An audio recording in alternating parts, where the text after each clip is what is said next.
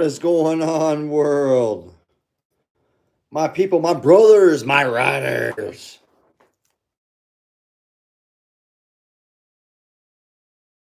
How's everybody doing right now? I just had to deny a call from my mama to hang out with you. That's all right, though. Gonna talk real quick about some of the ideas that I have for videos coming up this summer. If you guys haven't seen my history of Sturgis video, the 85 years of Sturgis history, it was well received. Everybody who watched it that I know personally reached out to me and said that they thought it was my best video yet. So I'm excited about that, and I'm definitely pumped up to keep making good videos, right? Uh, some of the things that I've been thinking about is how to plan a Sturgis trip, because there's a lot of moving factors when you're trying to plan a motorcycle trip to a motorcycle rally, especially. It's one thing to plan a motorcycle trip, it's another thing to go to a motorcycle rally, because there's a lot of people going to those rallies, so it gets more expensive. Hotels fill up, so do the campgrounds.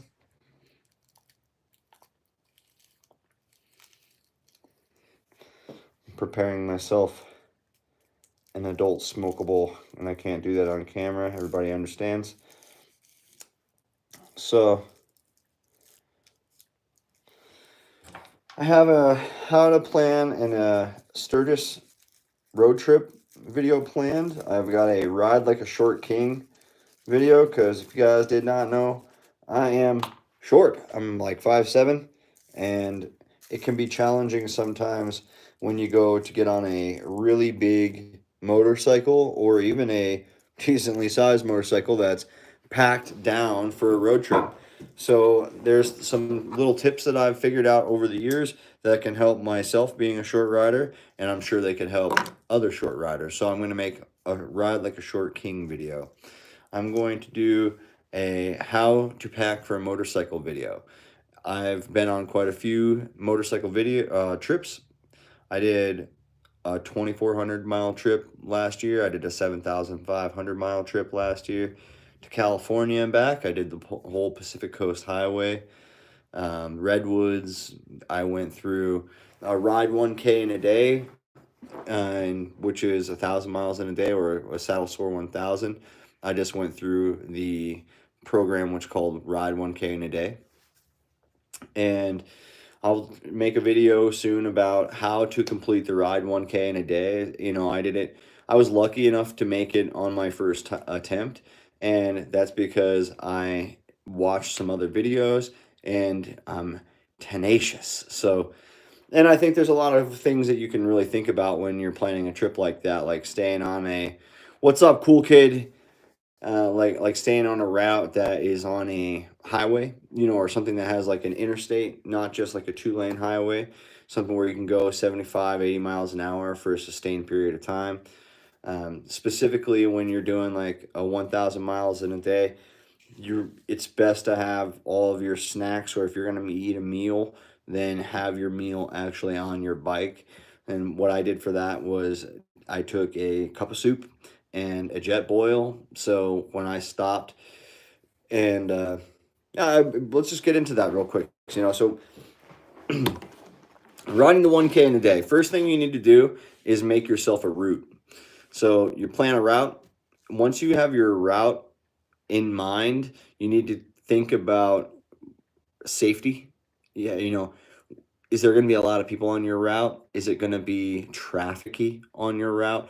Is it going to be free flowing? Because in order to accomplish 1,000 miles in one day, you got to be moving constantly. I left at 2 in the morning. It took me 22 hours to complete. What's up, everybody? And so I didn't get done until 11 something at night, is when I went from Hermosa, South Dakota. What's up, Aiden? And I stopped in St. George, Utah.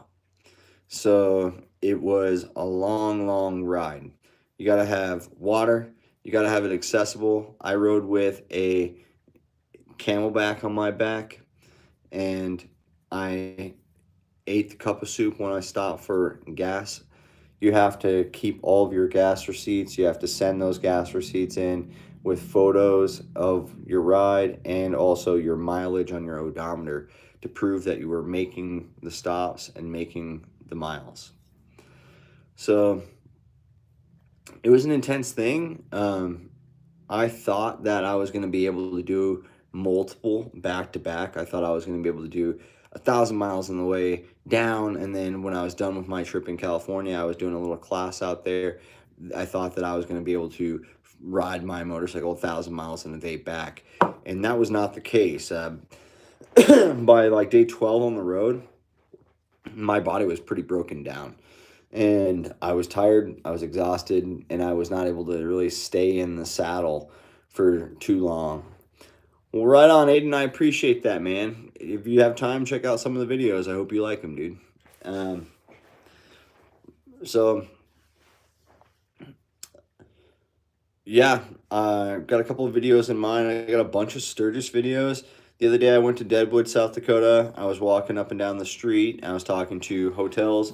I'd like to talk to my subscribers about hotels in the area, cost of the rooms, what the rooms are like, what kind of experience you might have of staying there for a night. If you're going to come into Deadwood or Sturgis, where can you stay? What kind of boarding is there, whether that's a campground or a hotel?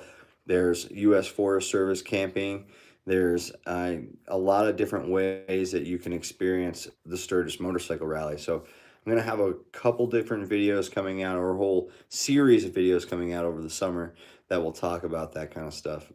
And then I have a couple videos written down on my board over here. Definitely comment below. I've got, riding in the wind. How to ride in the wind. South Dakota is extremely windy here. So I'm going to make a little informational video about how to handle your motorcycle in the wind.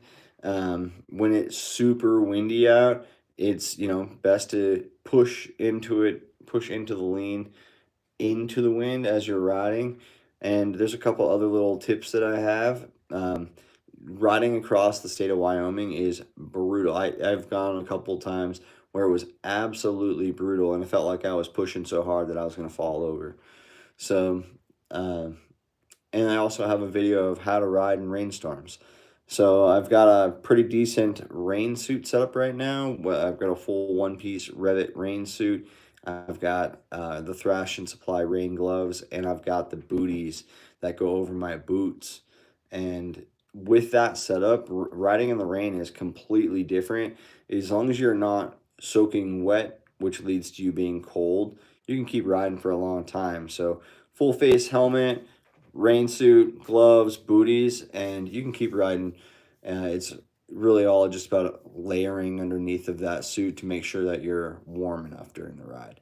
And then there's a couple of tips, about like where to stay at in the lane, and how oil pools up in the top of the rainwater, and where to be careful while you're riding in the rain. So just some things that I have coming up. I thought I'd share them with you guys. I'm going to go to an indoor bull riding session at the Knuckle in Sturgis tonight, and we're going to have some fun. So maybe I will go live from there. We'll see you there.